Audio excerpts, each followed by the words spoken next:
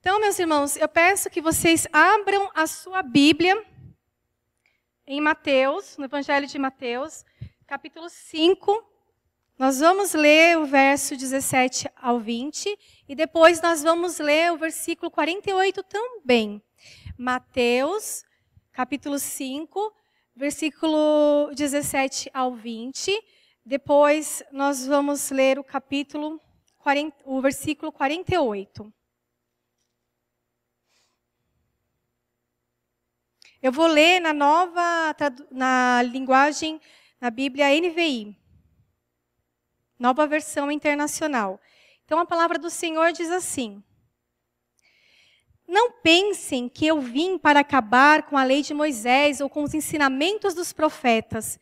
Não vim para acabar com eles, mas para dar o seu sentido completo. Eu afirmo a vocês que isso é verdade. Enquanto o céu e a terra durarem, nada será tirado da lei, nem a menor letra, nem qualquer acento. E assim será até o fim de todas as coisas. Todo aquele que desobedecer a um desses mandamentos, ainda que dos menores, e ensinar os outros a fazerem o mesmo, será chamado menor no reino dos céus. Mas todo aquele que praticar e ensinar esses mandamentos, será chamado grande no reino dos céus. Pois eu lhes digo que se a justiça de vocês não for muito superior à dos fariseus e mestres da lei, de modo nenhum entrareis no reino dos céus. E agora, vamos para o verso 48, por favor. Portanto, sejam perfeitos como perfeito é o Pai de vocês. Portanto, sejam perfeitos como o Pai de vocês celestial é perfeito.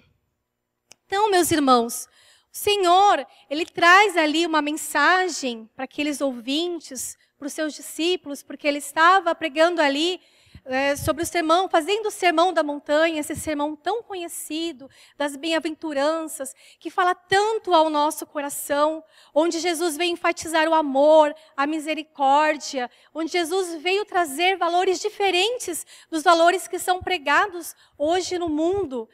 Ele estava falando para aqueles ouvintes, porém, o que acontecia? Ele estava trazendo uma nova mensagem, ele falava com autoridade, ele falava de uma forma diferente que os mestres da lei do seu tempo falavam. E esses mesmos mestres da lei, que na época eram os fariseus, que na época eram os saduceus, eles estavam querendo difamar Jesus, eles estavam querendo derrubar Jesus ali diante do povo e até mesmo incriminá-lo ali diante da sinagoga, dizendo que ele veio acabar com a lei de Moisés, porque os seus ensinamentos estavam diferentes ali do que eles estavam pregando. Então é nesse contexto que o Senhor Jesus, Ele vai falar, não pense que vim abolir a lei ou os profetas, não vim abolir, mas cumprir. Em outra versão, que é a da Bíblia Revista e Atualizada, ele está falando, eu não vim tirar nenhum i, nenhum tio da letra. Quem já escutou essa expressão? Quem já ouviu? Até as mães, às vezes, falam para a gente, você vai fazer titi por titi. Ou seja, eu não vim tirar nada da lei.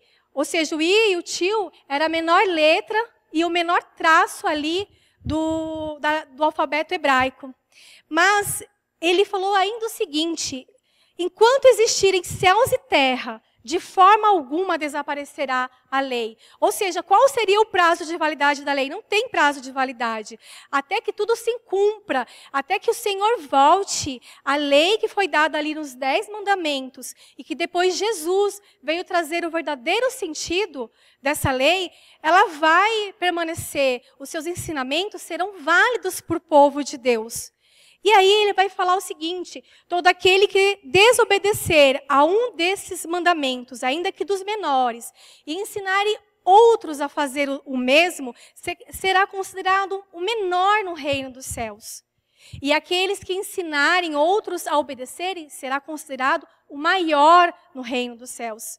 Eu estudei, eu fiquei pensando, nossa, mas como assim menor e maior no reino dos céus? Será que lá no reino dos céus vai ter um lugar onde vai ter ali os que não ensinarem a fazer vão ficar na arquibancada e os que ensinarem a fazer vão ficar ali no camarim? Não, meus irmãos. Se nós lermos todo o contexto da Bíblia, todas as partes da Bíblia, nós vamos perceber que não existe isso. Ou o Senhor, ou nós vamos para o céu, vamos estar com o Senhor, ou nós não vamos estar com o Senhor. Então, o que ele está querendo, no original, essa palavra significa aquele que não obedecer e ensinar os outros também a não obedecerem, não vão entrar no reino dos céus. Porque ele continua falando: pois eu lhes digo que se a sua justiça não for superior à dos fariseus e mestres da lei, de modo algum entrarão no reino dos céus. Meus irmãos, quando a gente fala de lei, é muito importante frisar o seguinte: não é por obedecer todos esses mandamentos que o Senhor está falando, que nós lemos no Sermão da Montanha, que nós sabemos ali os 10 mandamentos entregues a Moisés, que nós vamos ser salvos. Não é essa a condição para a salvação. Nós sabemos o que Jesus disse, ele mesmo falou, que Deus enviou seu Filho ao mundo para que todo aquele que nele o quê? Crê, tenha a vida eterna. Então a condição para a salvação é crer. A consequência de você ser salvo é obedecer aos mandamentos do Senhor. Porque a desobediência constante, deliberada, como um jovem rebelde que fala: não, eu não vou obedecer esses mandamentos, não quer obedecer aos mandamentos, significa, dá indício de falta de conversão. Dá indício de que a pessoa não entendeu nada que Jesus fez por ela na cruz.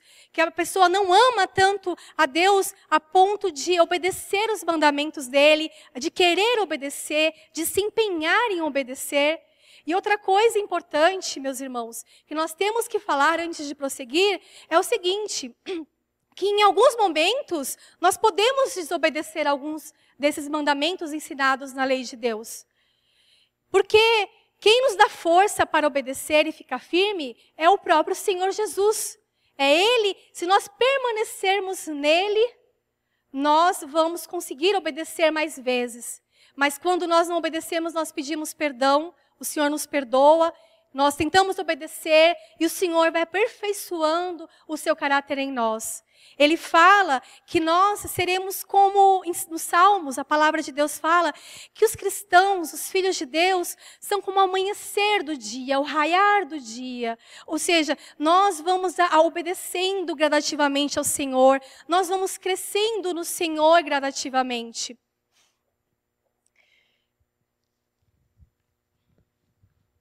Ronald Sider, que é um pastor, um famoso pastor, ele fez um comentário interessante em seu livro Cristianismo Genuíno, que eu quero compartilhar com vocês. Ele fala o seguinte: seguir a Cristo não é uma ideia vaga e abstrata, um autoconceito filosófico, significa viver como Jesus viveu.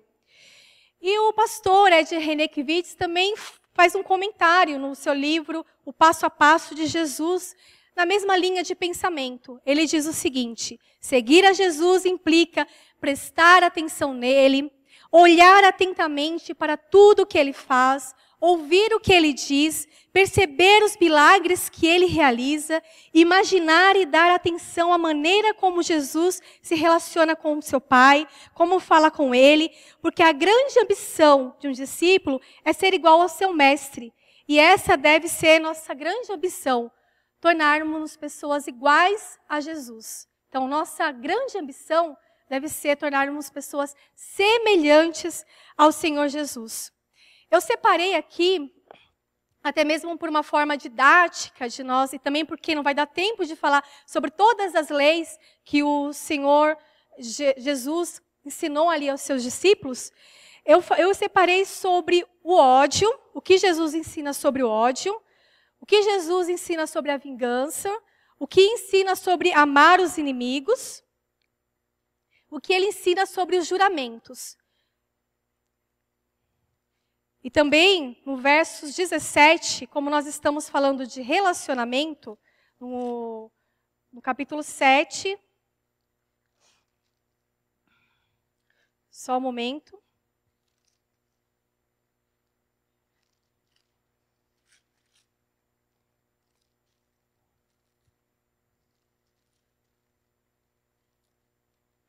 Nós vamos falar sobre os juramentos e vamos falar também sobre a luz do corpo. Então, o que Jesus ele fala para nós no seu sermão? Ele fala que o mundo deve olhar para nós e eles devem perceber Cristo em nós. Quando nós pensamos em falar de ódio, de vingança, pensamos em falar sobre amar os inimigos, o que a gente tem que pensar? O mundo, ele está aprendendo conosco? Ele está olhando para nós e vendo Jesus? Ou nós estamos olhando para o mundo e tentando nos encaixar aos moldes deste mundo? E para entender, meus irmãos, o que o Senhor Jesus ele fala para nós a respeito por que a lei chegou, por que ele precisou explicar a lei para nós, para que nós pudéssemos entender por que ocorreu essa confusão ali na mente dos discípulos dos judeus na época dele, é preciso a gente lembrar um pouco do contexto, a gente ir um pouco na história do povo judeu. Então a gente vai perceber o seguinte, que Jesus, que Deus, ele fez uma aliança ali com o povo de Israel. Ele fez uma aliança ali com o povo de Israel quando? Depois que ele tirou esse povo do Egito. Ele libertou o povo do Egito e fez uma aliança. E qual foi a aliança que ele fez? Ele separou esse povo para esse povo ser uma nação santa, para esse povo ser um reino de sacerdotes. E depois que ele separou, que ele fez essa aliança com esse povo, o que ele falou? Ele entregou os 10 mandamentos, que são as leis de Deus, para que o povo pudesse ter um direcionamento de como eles seriam diferentes deste povo. Então o que ele disse? Vocês vão seguir esses mandamentos para os outros povos virem como vocês se relacionam entre si, virem como vocês se portam, e assim eles verem a felicidade de vocês, e assim eles possam passar a me adorar também. Então, o que foi que ele disse lá? Eu falo para vocês não matarem, porque o meu povo é um povo que não mata. Vocês se matavam ali no Egito, mas o meu povo não se mata.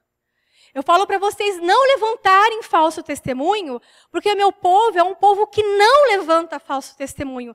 Quem faz isso é o povo do Egito. E assim ele vai falando para esse povo, dando as suas leis, para que esse povo pudesse segui-lo. Mas nós sabemos que com o passar do tempo, aconteceu o contrário. Por diversas vezes, esse povo fracassou em cumprir as leis de Deus. Diversas vezes, eles deixaram de adorar o único Deus e se animaram ali, em cobiçar ali o que o povo de outras nações estavam fazendo. Que era bonito, que era glorioso, o que as outras nações faziam. Então, eles passaram a olhar para esse povo e se desviar dos caminhos do Senhor. E todas as vezes que esse povo caía, o Senhor levantava os seus profetas para chamar esse povo ao arrependimento, para chamar esse povo à razão. E quando esse povo, eles não se arrependiam, o que acontecia com eles? Eles eram levados escravos, eles tinham que deixar de adorar o seu Deus, no lugar que eles gostavam, que era ali, que eles sabiam que tinham que adorar, que era ali em Jerusalém. Eles sofriam, eles passavam ali por uma grande opressão. E o que aconteceu? Com o passar do tempo, com muitas dominações, eles foram percebendo que o que estava acontecendo com eles era em decorrência da sua desobediência. E o que eles fizeram então? Aí eles foram para o outro extremo. Ai, nossa, o Senhor está nos castigando porque nós desobedecemos a Ele. Então vamos observar todas as leis, tintim por tintim. Só que eles passaram a dar mais valor para as leis cerimoniais e para os rituais. Porque eram mais fáceis, vamos dizer assim, de ser seguidas. Era uma coisa assim que, visualmente falando, era mais fácil de ser seguida. Então, na época que Jesus começou ali a ministrar aos discípulos e falar sobre a lei, nesse tempo, a lei já tinha se corrompido muito. Eles já tinham dado novos significados para a lei. E é nesse contexto que Jesus passa a ensinar novamente os discípulos, para resgatar o verdadeiro sentido da lei. Então eu peço que os irmãos que ainda não fecharam suas Bíblias, quem já fechou que abra, em Mateus, capítulo 5, vamos continuar no versículo 21 ao 24. A palavra do Senhor diz assim. Vocês acharam? Mateus, capítulo 5, versículo 21 ao 24. Vocês ouviram o que foi dito aos seus antepassados: não matarás, e quem matar estará sujeito a julgamento. Mas eu lhes digo que qualquer que se irar contra seu irmão estará sujeito a julgamento. Também qualquer que disser a seu irmão raca será levado ao tribunal. E qualquer que disser louco corre o risco de ir para o fogo do inferno. Portanto, se você estiver apresentando sua oferta diante do altar e ali se lembrar de que seu irmão tem algo contra você, deixe sua oferta ali diante do altar e vá primeiro reconciliar-se com seu irmão. Depois volte e apresente a sua oferta. Então, a lei dizia que não era para matar, não era para matar. E tinha punição se matasse de forma premeditada. E ele estava dizendo, além disso, Jesus veio falar, além disso, olha, além de não matar, vocês também têm que tomar cuidado com o que vocês falam. Vocês têm que tomar cuidado em não matar as pessoas com palavras. Porque palavras matam sonho. Porque palavras matam projetos. Porque palavras tiram a dignidade, podem tirar a dignidade de um ser humano. Elas podem tirar a vida, mas elas também podem dar a vida. Então vocês que são o meu povo, que são uma nação santa, vocês vão falar palavras que vão dar vida, que vão dar ânimo, vão falar palavras que vão edificar. Raca é um xingamento horrível lá na cultura judaica. E ele fala, vocês não vão xingar. Se vocês chamarem alguém de tolo, ou seja, de uma pessoa desprezável, um bobinho, que é insignificante na sociedade, vocês vão ser réu do fogo do inferno.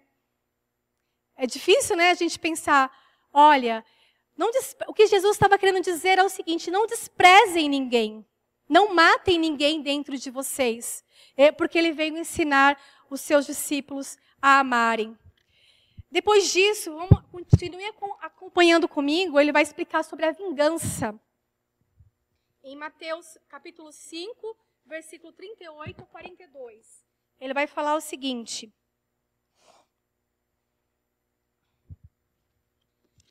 Vou ler na NVI. Vocês ouviram o que foi dito, olho por olho e dente por dente. Mas eu lhes digo, não resistam ao perverso. Se alguém o ferir na face direita, ofereça-lhe também a outra. E se alguém quiser processá-lo e tirar-lhe a túnica, deixe que leve também a capa. Se alguém o forçar a caminhar com ele uma milha, vá com ele 2. Dê a quem lhe pede e não volte as costas àquele que deseja lhe pedir-lhe emprestado. Olha só que palavra. Essa palavra me chamava atenção, principalmente nos meus primeiros anos de caminhada cristã, porque eu pensava, meu Deus, eu vou fazer tudo isso, eu vou acabar sofrendo na mão de algumas pessoas. A gente trabalha, a gente tem, né, no meio acadêmico, então a gente vai fazer tudo o que as pessoas quiserem. Será que é isso que a palavra está querendo dizer? Nós vamos ser covardes, pessoas que vão ficar em cima do muro, que não vão defender nenhuma causa, que tudo está bom? Não, não é isso que a palavra de Deus está querendo dizer. Aqui a palavra de Deus está querendo dizer para não se vingar. É no contexto da vingança. No Antigo Testamento, olho por olho e dente por dente, foi uma lei que foi usada ali, uma lei civil, para aplicar no caso de uma mulher grávida que foi ferida de propósito. Era para aplicar essa lei neste caso. Vamos abrir a Bíblia para vocês mesmos lerem, irmãos. Êxodo 21, 22 a 24.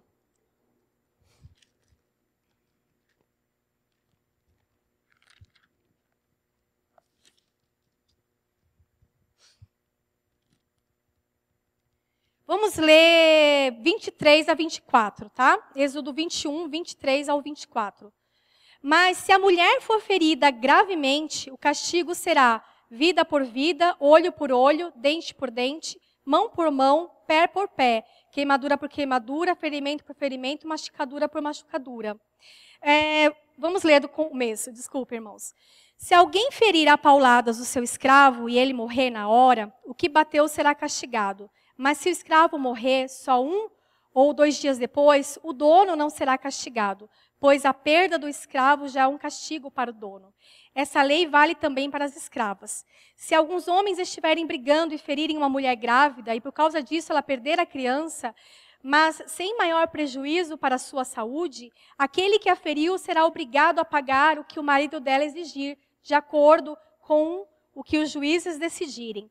Mas se a mulher for ferida gravemente, o castigo será vida por vida, olho por olho, dente por dente. Irmãos, é importante a gente conversar aqui que os escravos ali naquela cultura não são os mesmos escravos que nós conhecemos nos filmes, que nós sabemos aí que tinha há 100 anos atrás aqui no nosso país. Era uma forma diferente de escravidão, era uma forma que até mesmo as pessoas se entregavam como escravos, dependendo do caso, por questões financeiras, que não tinham como se sustentar. E outras questões também, estrangeiros que eram presos de guerra, enfim, era uma outra cultura. Então, o que ele está falando aqui em relação à mulher? Ele está falando esse mandamento de olho por olho, dente por dente, ele estava sendo aplicado numa causa específica. Vocês viram que até se a mulher perdesse o bebê, mas não houvesse prejuízo maior à saúde dela, ele seria retribuído com dinheiro. Então, o que acontece? Essa lei aqui era aplicada por juízes. Não era para as pessoas se vingarem, fazerem vingança pessoal, tomar a lei para se vingar nas suas próprias mãos. Eram juízes que aplicavam essa lei. Então, o que Jesus veio falar era o seguinte: não se vinguem. Não se vinguem. Porque os fariseus da época começaram a tomar esse olho por olho, dente por dente, para suas relações pessoais. E aqui, essa lei, ela só foi dada para que o ofensor não recebesse um castigo maior do que lhe era devido. Por exemplo, ele foi lá e amputou a mão de uma pessoa num ato de violência. Ele não seria morto por isso. Era nesse sentido, era no sentido de se fazer justiça e de se aplacar a vingança, de não ter uma continuidade aí nessa vingança. Então, como nós sabemos que a justiça é uma coisa e a vingança é outra completamente diferente. Paulo mesmo, ele fala em Hebreus: cuidado para que ninguém se torne como uma planta amarga, que cresce e prejudica muita gente com o seu veneno. Mas, meus irmãos, nós como cristãos não devemos nos vingar de alguém. E é por isso que Jesus ele fala o seguinte: não resistais ao perverso. Se alguém o ferir na face direita, ofereça-lhe também a esquerda. Como assim? O bater com as costas da mão para o povo judeu é uma ofensa terrível até os dias de hoje. Mas Jesus fala para fazer. Se alguém processá-lo e tirar-lhe a túnica, deixe também que ele leve a capa. Tinha uma lei sobre isso também no Antigo Testamento. Ou seja, quando a pessoa ela estava devendo algo para o seu credor, ele deixava como sinal, como fiança, a sua túnica, que era uma das roupas que ela vestia por dentro. Então, ele falava assim: se alguém tomar injustamente aí a sua túnica, te obrigar a fazer isso, dá também a capa. Mas a capa era algo que na lei estava falando que não era para o credor pegar. Não era para o credor pegar, porque à noite ali costumava esfriar muito e a capa podia ser o único agasalho que ele teria. Mas neste caso, se for o caso de não haver violência, Jesus fala: dê também a sua capa. Se alguém o forçar a caminhar com ele 1 milha, vá com ele 2. Porque Jesus estava falando isso ali no contexto do povo romano. Os cidadãos romanos podiam ser convocados a qualquer tempo para caminhar 1 milha ou outra milha para entregar uma carta ou fazer algum serviço qualquer. E aqui Jesus fala: se alguém lhe pedir, nesse contexto de vingança, de obrigar você, vá com ele duas. Dê a quem lhe pede e não volte as costas a quem lhe pede emprestado. Aí, aqui, nesse contexto, pode ficar parecendo para nós que, não, mas realmente eu vou ficar vítima dessa circunstância. Eu vou ter que ficar fazendo coisas que o meu inimigo pede e ele vai fazer o que quiser comigo. Mas não é esse o contexto que Jesus está falando. Porque o que ele está querendo dizer aqui é o seguinte: se você estabeleceu os seus limites, se você procurou a lei resolver isso pacificamente, em conversa, mas nada disso adiantou, e você está numa circunstância, ou você fazer aquilo que essa pessoa te pede, você está na mão dessa pessoa, de você fazer aquilo que essa pessoa te pede, ou de você entrar num conflito que pode gerar morte, que pode gerar desgraça no meio da família, então faça isso que essa pessoa te pede. Porque por não fazerem isso, muitas nações estão morrendo, se matando, o sangue, a gente assiste os noticiários, só vê notícias de tragédias, de guerra, de morte. Depois disso, vamos então para um outro tópico, que é sobre amar os inimigos, que Jesus continua falando em Mateus capítulo 5, versículo 43 a 47.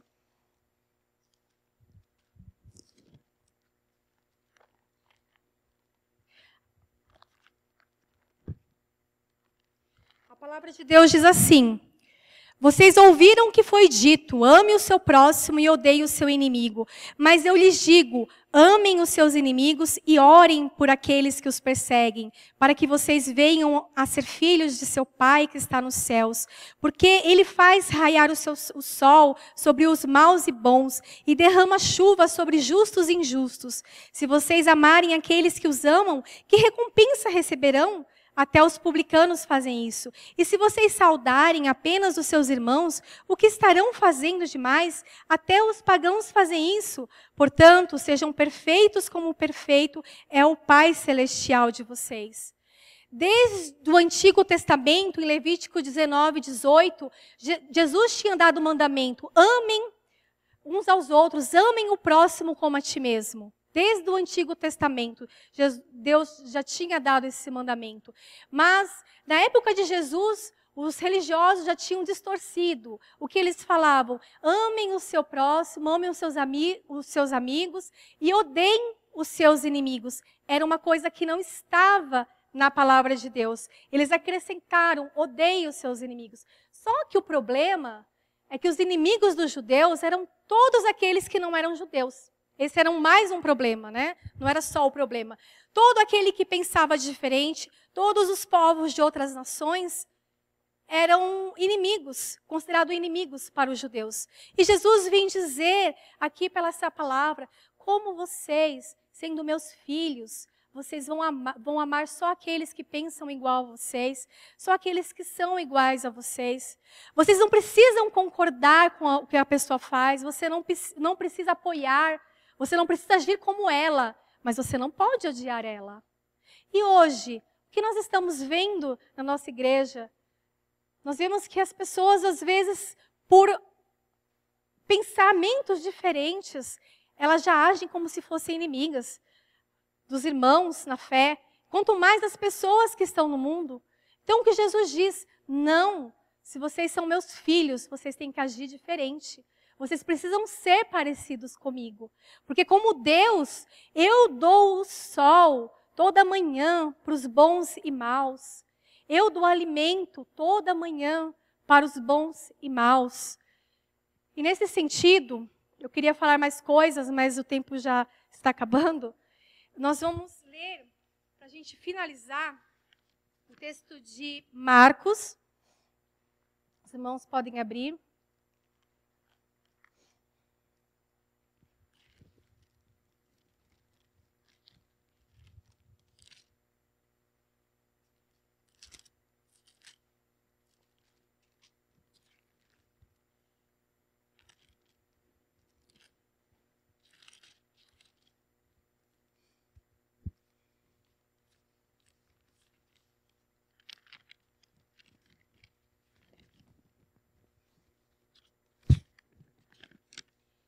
Marcos capítulo 7. Nós vamos finalizar com essa exposição aqui da palavra do Senhor.